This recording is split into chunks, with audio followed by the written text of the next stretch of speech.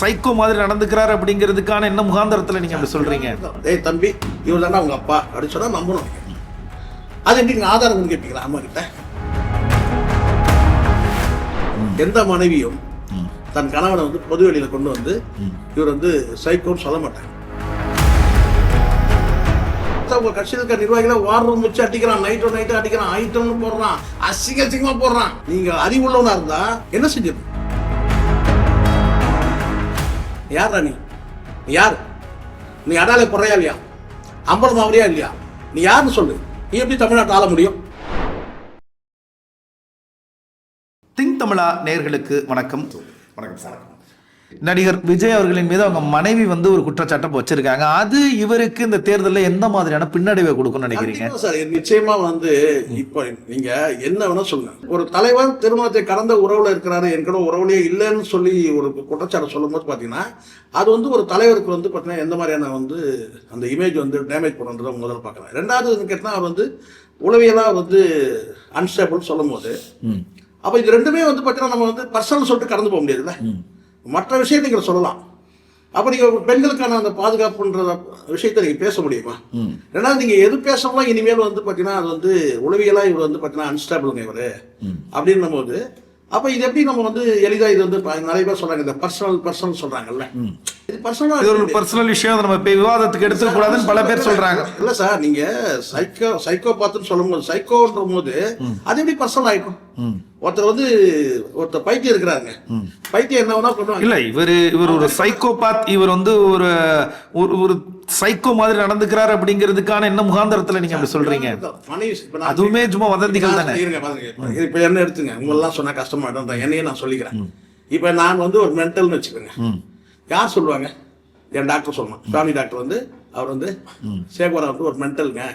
யார் சொல்றது? டாக்டர் சொல்றாரு. அடுத்ததான் யார் சொல்லுவாங்க? என் மனைவி தானே சொல்லணும். ஆமா, பொது வெளியில் இல்லாம 4 சவுத்துக்குள்ள வாழக்கூடிய பெண் யாரு? என் மனைவி.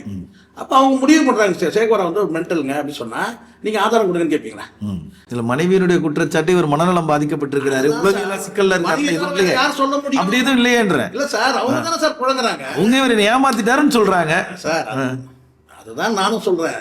நீங்க அதுக்குள்ள ஆதாரம் நீங்க கேட்க முடியாது இல்ல சார். அம்மா சொன்னா நம்பணும் சார். அம்மா சொல்றாங்க, ஏய் தம்பி, இவர் தானே அவங்க அப்பா அப்படின்னு சொன்னா நம்பணும் நீங்க. அது எப்படி நீங்க ஆதாரம் கேட்பீங்களா அம்மா கிட்ட? எந்த மனைவியும் தன் கணவனை வந்து பொது வெளியில கொண்டு வந்து இவர் வந்து சைக்கோன்னு சொல்ல மாட்டாங்க. உளவியதான் அவங்க வந்து கஷ்டப்பட்டிருக்கிறாங்க. ஒரு எல்லையை மீறி ஒரு காலகட்டத்துக்கு பிறகு வெடிச்சு வெளியே வந்துதான் இதை பேசுறாங்க. அதை நம்ம புறத்தளிட்டு போக முடியாது. அல்லது வந்து விஜய் மாதிரி ஒருத்தர் வந்து யாராவது இப்படி செய்வாங்களா? இப்பதான் எனக்கு உறுதியானது எப்பன்னு கேட்டீங்கன்னா, நீங்க ஆதாரம் கேட்கறீங்கல்ல, ஆதாரமா இதை எடுத்துங்க. என்னன்னு கேட்டீங்கன்னா, என்னதான் மனைவி வந்து குற்றச்சாட்டு சொன்னால் கூட நீங்க வந்து அவங்க மீது காதலோட இருந்தீங்கன்னு வச்சுக்கோங்களேன். 28 ஆண்டு காலம் நீங்க அன்போடு காதல் இருந்தீங்கன்னா விர்ச்சுவல் வாரியர்ஸ் விட்டு ஐட்டம்னு போட மாட்டீங்க. எப்படி விர்ச்சுவல் வாரியர்ஸ் வச்சு ஐட்டம் அதை அனுமதிக்கிறாரு விஜய். அதை அனுமதிக்கலன்றதுக்கு ஒரே அதுக்கும் நீங்க ஒரு ஆதாரம் கேட்பீங்க. அவர் தான் அனுமதிக்கிறாருன்றதுக்கு ஒரு ஆதாரம் கொடுக்குன்னு கேட்பீங்க. உங்களை மாதிரி அறிவாளி கேட்பீங்க.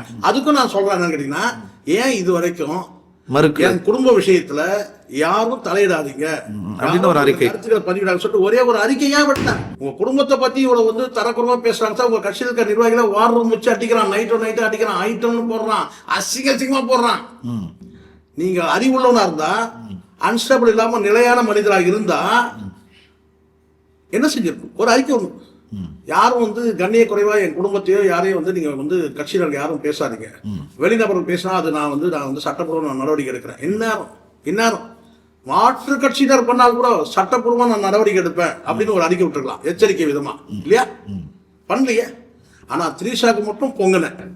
நயினார் நாகேந்திரன் திரிஷாவை பற்றி சொல்லிட்டாருன்னு சொன்ன உடனே நான் செத்தா அப்படியே வந்து பொங்கி அசிங்கமா பேசுறாங்க சொன்ன. யாருக்காக சொன்னது? உன்னை யாரும் பேசவே இல்லையா? ஒரு நடிகை வந்து வீட்டுல இருந்து வெளியாகணும். அந்த நடிகை வந்து அறிக்கை விட்டாங்க. அந்த அறிக்கை என்னன்னு கேட்டீங்கன்னா, அவங்க வந்து இல்லைன்னு சொல்லி மறுக்கலாம் எதுவும் செய்யற, நான் எந்த அரசியல் கட்சியில இல்லைன்னு ஒரு அறிக்கை விட்டாங்க. நாகரிகத்தோட பேசுங்கன்னு சொல்லி தலைவர் சொல்ற. ஆனால் அவங்களுக்கு அதை சொல்றதுக்கு தகுதி இல்லைன்னு வச்சுங்க. ஏன்னா இன்னொரு பெண்ணோட புருஷனுக்கு லவ் ஃபார் எவர்னு வந்து ட்வீட் பண்ணவங்க தான் இதே விஜய்க்கு. அதனால அவங்களுக்கு தகுதி கிடையாது.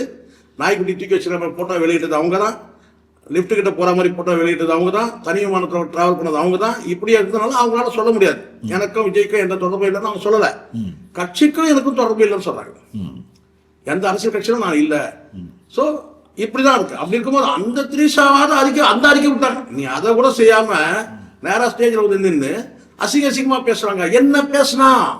என்ன பேசுனா தமிழ்நாட்டு மக்களே பேசுற மாதிரி நீ சொன்னீங்க. இப்போ வந்து வழக்கு யார் தமிழ்நாடை போட்டிருக்கு, இல்லை தமிழ்நாட்டு மீது வழக்கு இருக்கா? நீங்க சொல்லுங்க. விஜய் மீது தான் வழக்கு இருக்கு. இதை தாண்டி ஈழ தமிழ் பொண்ணு உன்னை நம்பி வந்தா வாழை வெட்டி ஆக்குற. நீ யாரு? நீ யாரு? நீ அடாலே குறையா இல்லையா? அம்பலம் அவரையா இல்லையா? நீ யாருன்னு சொல்லு. நீ எப்படி தமிழ்நாட்டை ஆள முடியும்? இப்போ இதே மாதிரி ஒரு பெண்ணால அழிஞ்சவர் தான் என்டி ராமராவ். என்டிஆரோட வந்து இந்தியாவில் ஏதாவது வந்து தேவடுன்னு சொல்ல தலைவர் யார் தான் இருக்கலாம். எம்ஜிஆர் கூட சொன்னாங்க. எப்போ சொன்னாங்கன்னா ஒரு காலகட்டத்துக்கு பிறகு. ஆனால் சினிமாவிலையும் தெய்வமாக பார்த்தாங்க, அதே தெய்வமாக வந்து நிஜத்துலையும் பார்த்தாங்க. அந்த தேவோட செருப்பு தூக்கி வீசினாங்க. காரணம் ஒரு பெண் சிவபார்வதினு ஒருத்தர் வந்தாங்க, செருப்பு தூக்கி வீசினா பார்த்தோம். இப்படி பெண்களால் வந்து வீழ்ந்த தலைவர் தான். வாழ்ந்த தலைவர் நீங்கள் சொல்லவே முடியாது. வீழ்ந்த தலைவர்கள் நிறைய இருக்கிறாங்க. அது எப்படி வேணாலும் இருக்கும். ஆனால் நீங்கள் நிறைய வந்து இன்னும் நம்ம நிறைய உதாரணங்கள் நம்ம சொல்ல முடியல. அதான் இவர் எப்படி இந்த குற்றச்சாட்டையும் இந்த விமர்சனத்தையும் எதிர்கொள்வார்னு கேட்கிறேன். மக்களை சந்திக்கும் போது எதிர்கொள்ள வேண்டிய அவசியம் இருக்கா சார்? கட்சி வந்து நல்ல நாள் பார்த்து கலைச்சிடணும், சினிமாவுக்கு போயிடணும். அவருக்கு கம்ஃபர்டபுள் பிளாட்ஃபார்ம் அதுதான் பெஸ்ட். ஆமா சார், ஒரு 100 பேர் வச்சு வந்து ஒரு 100 பேர் வச்சு இப்ப இந்த இருக்கிற 25ல 30 பேர் தான் இருக்கிறாங்க நடிகைகள். இந்த ரூட்ன்ற அமைப்பு. ஆமா, இந்தியாவிலே சினிமாவில் இருக்கிறவங்க யாருக்குமே இந்த யோசனை வரல.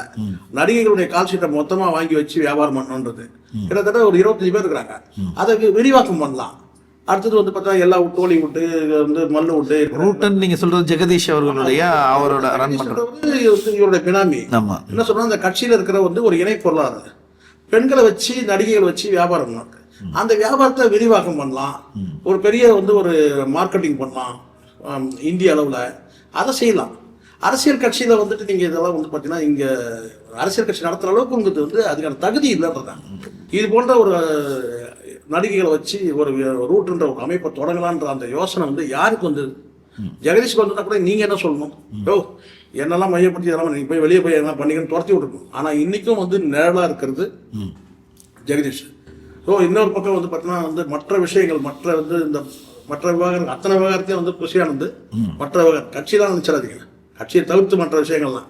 இன்னொரு பக்கம் பெண்கள் குறித்து இந்த விஷயம் இதெல்லாம் பண்ணுறதுன்னா இந்த 2 பேர் வந்து பார்த்தீங்கன்னா வீட்டுக்குள்ளே காலை வச்சாங்க, வீடு நாசமாக போச்சு. அப்போ நாடு நாசமாக பாதுகாக்கணும்ல. வீடை பற்றி கவலைப்படுறதும் சங்கீதா அவங்க நீதிமன்றத்துக்கு போறாங்க. நம்ம நாட்டை பற்றி கவலைப்படணும்னா இவங்ககிட்ட எப்படி நாடை கொடுக்க முடியும்? வெறும் கட்சியை மட்டுமே தொடங்கணும்னே வந்து பார்த்தீங்கன்னா பெண்கள் எப்படி பேசுறாங்க. ஒன்று நான் வந்து பொண்டாட்டி ஆயிடுறது, இன்னொன்று என் புருஷனே கொண்டு போய் விடுவானுது.